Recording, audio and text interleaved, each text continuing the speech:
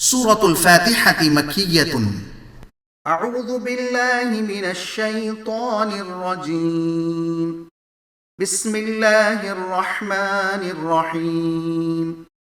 الحمد لله رب العالمين الرحمن الرحيم مالك يوم الدين إياك نعبد وإياك نستعين اهدنا الصراط المستقيم صراط الذين أنعمت عليهم غير المغضوب عليهم ولا الضالين۔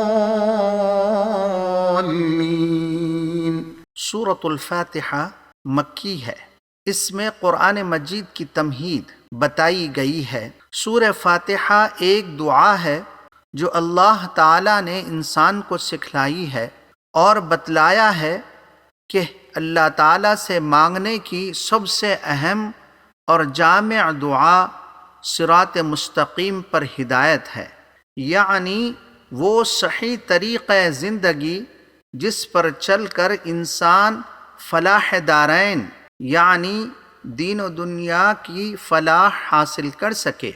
مضمون اجمالی طور پر پہلے اللہ کا تعارف، دوسرے بندے کا فریضہ، تیسرے اللہ سے مانگنے کی جامع دعا۔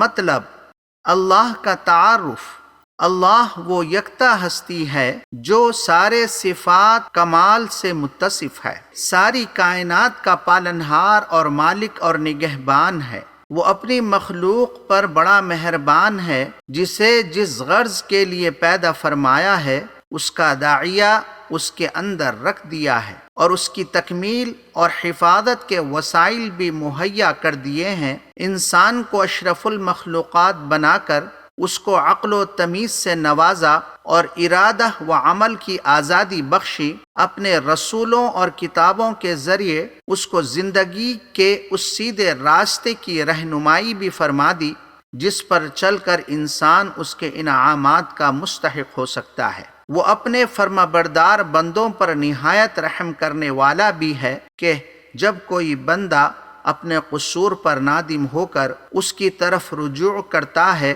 تو اس کے سارے پچھلے قصور معاف کر دیتا ہے، اور اس کے نیک اعمال کا اجر اس کے خلوص کی مناسبت سے کئی گنا زیادہ عطا فرماتا ہے۔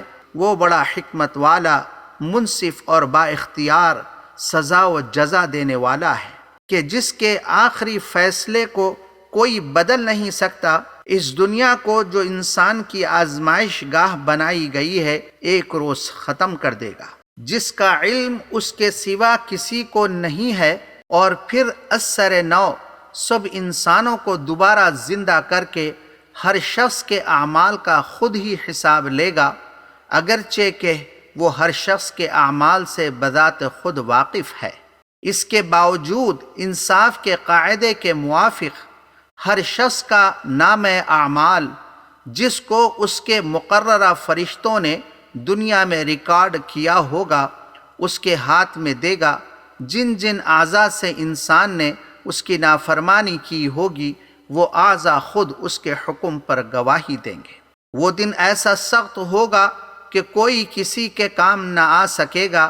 اس کے آخری فیصلے میں جو مومن بندے کامیاب ہوں گے وہ اس کی سدا بہار جنتوں میں دائمی عیش اور راحتوں میں رہیں گے، اور جن مومن بندوں نے اس کی نافرمانی کی ہوگی اور پھر دنیا میں اس سے تائب بھی نہیں ہوئے ہوں گے وہ اپنے قصوروں کی حد تک جہنم کا عذاب بھگتنے کے بعد پھر جنتوں میں داخل کر دیے جائیں گے، اور تمام مشرکین، کافر و منافقین ہمیشہ ہمیشہ کے لیے جہنم میں ڈال دیے جائیں گے۔ جب حقیقت یہ ہے تو ہر بندے کا فریضہ یہ ہونا چاہیے کہ صرف اسی یکتا ہستی کی بندگی کرے اور جو مانگنا ہو اسی سے مانگے۔ اللہ سے مانگنے کی جامع دعا: خداوندا، ہم وعدہ کرتے ہیں کہ صرف تیری ہی بندگی کیا کریں گے اور اپنی ہر حاجت اور مراد بھی صرف تجھ ہی سے مانگا کریں گے۔ ہم تجھ سے درخواست کرتے ہیں کہ تو ہم کو زندگی کے اس سیدھے راستے پر چلا جس راستے پر چل کر تیرے مقبول بندے تیرے انعامات کے مستحق ہوئے، نہ تو وہ معتوب ہوئے اور نہ گمراہ۔ آمین۔